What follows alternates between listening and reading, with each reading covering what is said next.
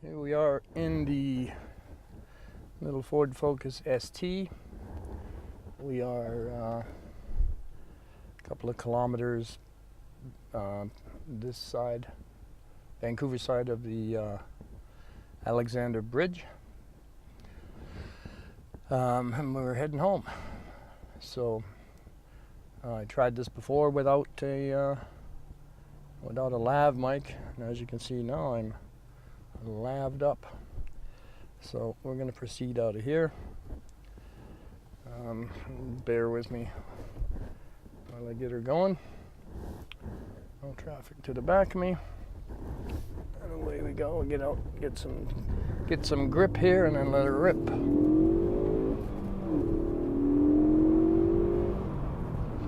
And we're doing 100 kilometers per hour. It's going to kick it into sport mode here. Give us less traction control. Now these are some windy roads, doing 80 kilometers.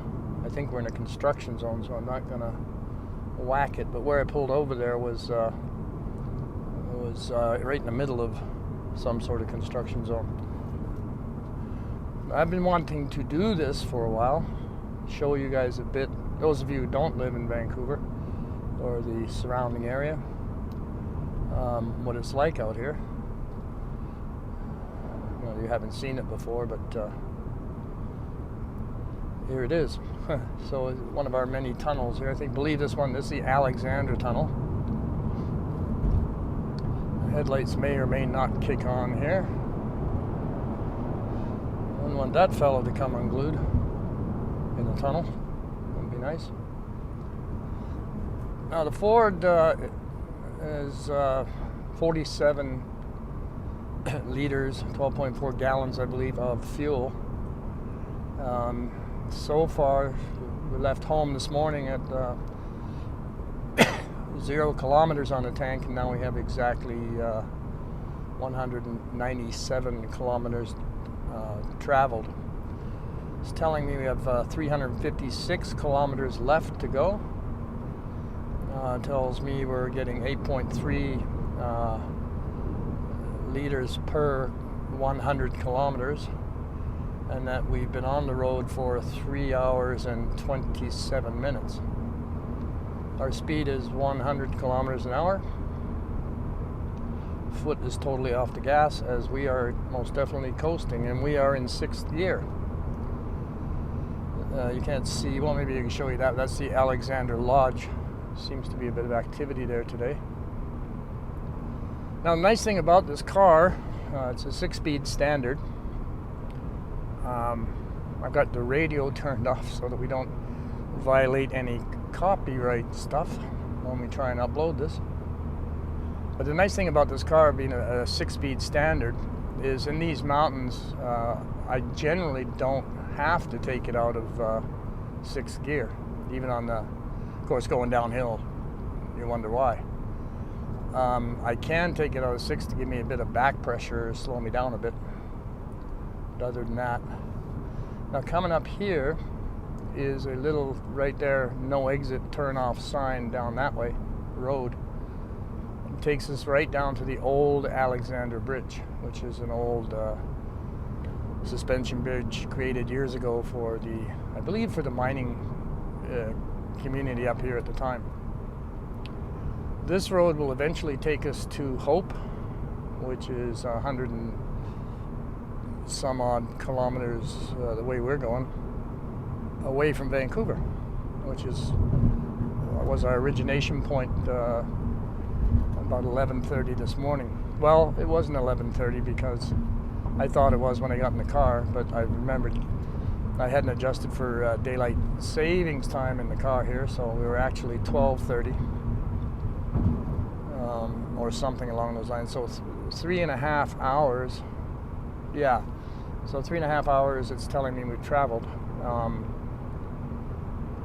And the time is 3:59, 4 o'clock. We should be back in Vancouver roughly 5:30, depending. Now I do have enough fuel to return, but I'm going to stop and gas up somewhere up here where fuel is not gouged by city levies and whatnot. No, I'm using 3 GoPros here, one looking forward, mounted on the dash, one looking directly at me from just beside my instrument cluster,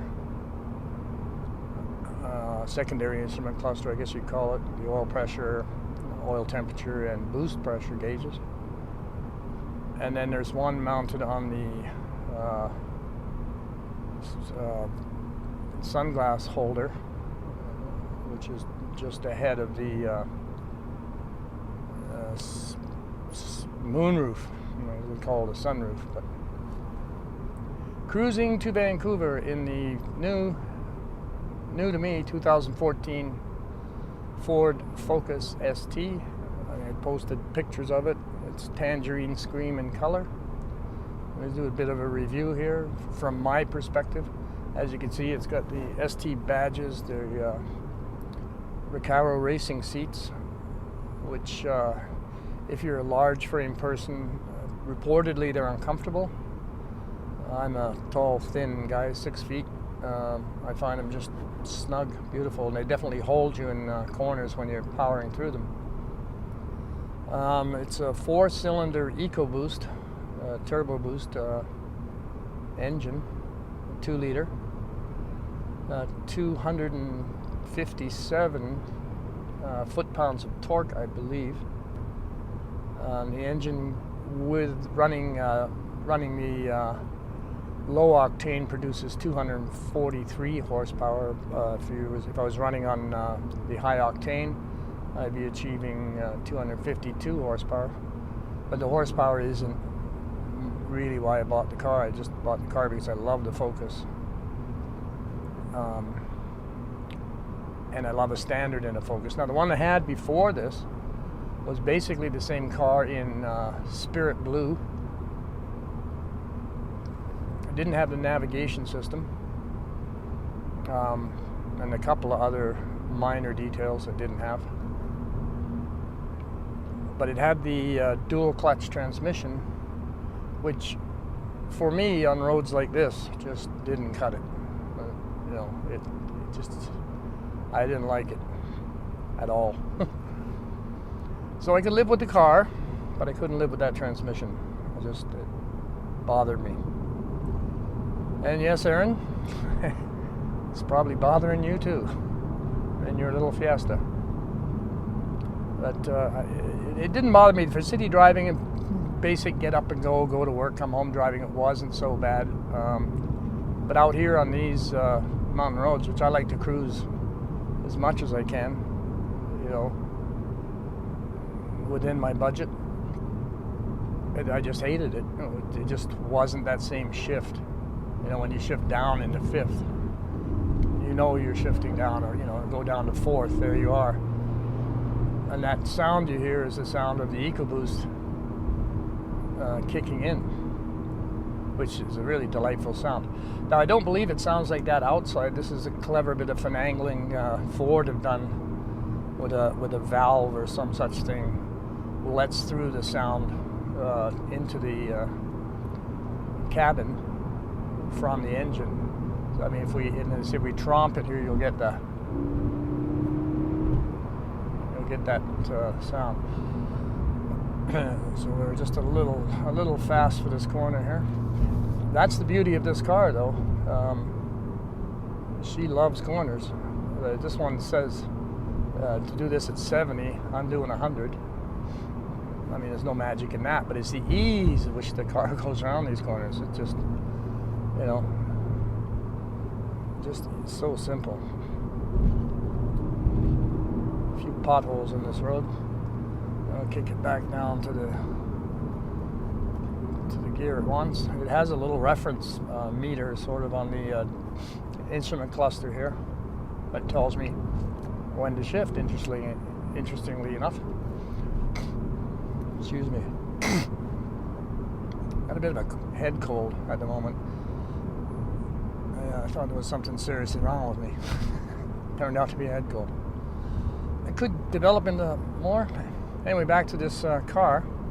So we got the Sony entertainment system with the 10 speakers. That's a subwoofer in the trunk, I guess you'd call it. Or the English would call it the boot. Yeah, the bonnet, the boot. In the trunk there is a blah blah watt subwoofer, and then spaced nicely around inside are 9 others, I guess. It has the secondary instrument cluster that the SE focused blue one I had did not have. Probably did not need. I'm not so sure this one does, but it's kind of funky. And then you get your speedometer, your tachometer, fuel gauge, and temperature gauge. The Sony Sync system, which is remarkable. I mean, it's got everything built into a touch screen, navigation, control your phone, everything is in there. Well, there's 1, 2, 3, 4, 5. I believe there's about 8 ways to play music from different sources in this car, which is kind of handy. It has sort of Sirius satellite to FM, AM, 2 USB inputs down here in the center console. Another tunnel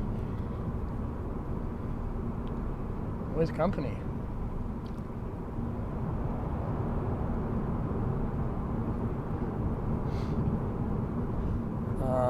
And there have been reports of the Sync being problematic. I haven't had a lick of issue with it yet. I did in the blue. I'm just going to call the one I had before this the blue one, uncomplicated. But in the blue one, there was one time I had to use the master reset on the radio, because what's supposed to happen was you turn off the car, the radio is supposed to go away when you open the door. I mean, it should stay on while your engine's stopped and all blah. But when you open the door, it should stop. But many times I walked away from that car, locked the doors, and the radio was still going. So I did a master reset that cured that. Basically, it's a computerized system, so it's like any other computerized system. It gets glitchy and you have to restart it. The blue one also had transmission glitches, which are easily solved by slowing down, stopping, parking the car, shutting it down, restarting it, letting the computer renegotiate with the machinery, and bloof, there you go. She was back to normal. But it did that a few times, and when those glitches happened, it would neither shift properly in whatever they call it, the car shifted mode, or in the I shifted mode. It would do neither. And couldn't decide which gear it wanted to be in. As a very glitchy experience. Easily solved by pulling over and restarting or rebooting the computer. Now, other than that, I can't think of anything else. You know, automatic headlights, but I mean, cruise control, blah blah blah. Hit the button in this little button in the middle here, and it'll go say a command. Well, say call whoever's on my phone in my phone list, and away it goes. That's not unusual for cars these days, but it's nice to have it built into this one. The moonroof is just great, really nice in the summertime. Air conditioning, of course, power locks, power doors, power windows, keyless entry, push button start. So basically, to get in and operate this car, you just need the fob in your pocket. That's it, and it'll just listens. But if that fob's not in your pocket and is 6 to 10 feet away, you don't have a hope of getting in this car. Now,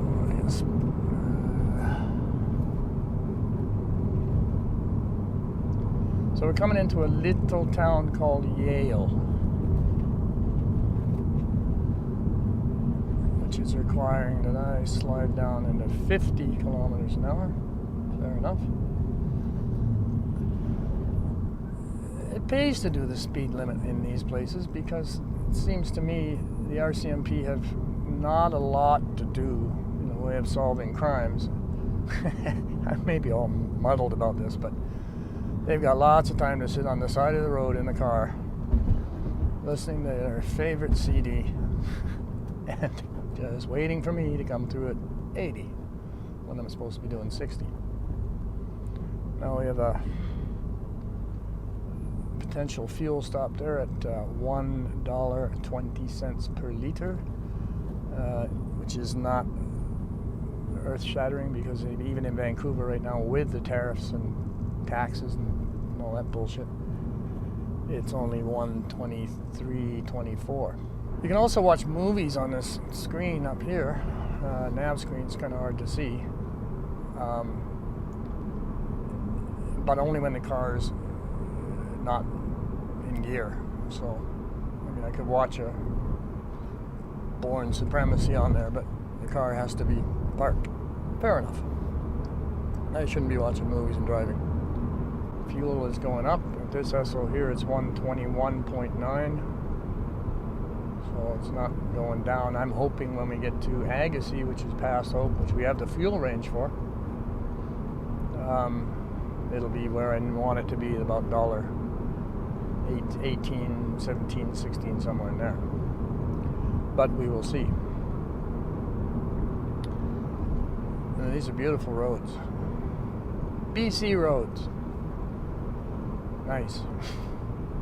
You can almost tell what province you're in. I think BC roads, if I remember right, very much like Ontario roads, country in the backwoods anyway. Alberta seem to get chewed up way more than ours. Could be the harsher climate. Now there is Mount something. So I'm going to be bad here. I live in this province. I don't have a deuce of an idea what the names of these mountains are. But I don't think I'm alone. I mean, the more prominent ones, Robson, Baker, Seymour, Grouse, those we know. But I mean, look, there's 1, 2, 3, 4, 5, 6, 7, 8, 9, 10. How are you supposed to know all those? It's probably somebody does, but it ain't me. Okay, so for a minute here, we're going to set it into cruise control. Make sure we're at... So it says we're doing 102. Cruise it for 100. Now, I don't run cruise control much on this car because, as far as I know, we're only supposed to start cruise control after the car has done 5,000 kilometers, and it's right now at 4,186. So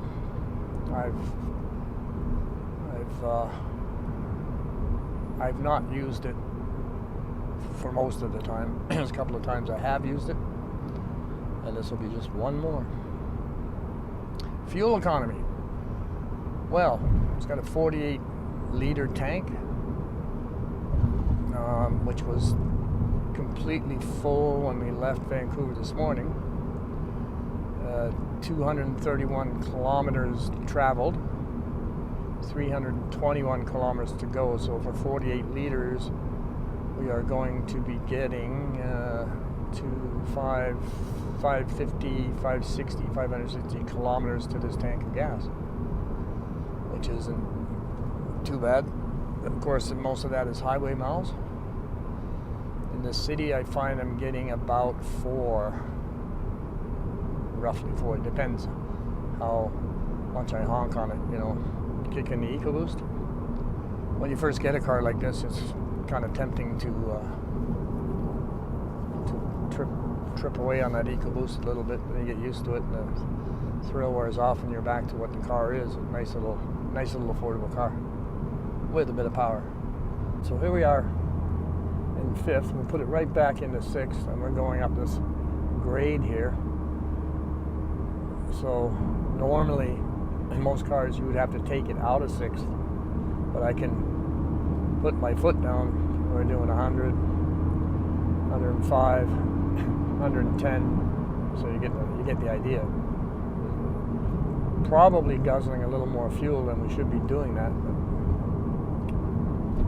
But that's the point. I mean, if you like a standard transmission, but not always in the mood to be shifting around, then this is your car. Looking forward to getting out in this car this summer a little bit. I was hoping to take it to Drumheller and camp, but don't think it's possible. But every time I go out there, I mean, that's 2 weeks, $2,000, if not more, you know. Because I'm such a lush. Right now, I'm a lush who needs a cigarette, so I'm gonna wind this down here, go in here, and have the smoke.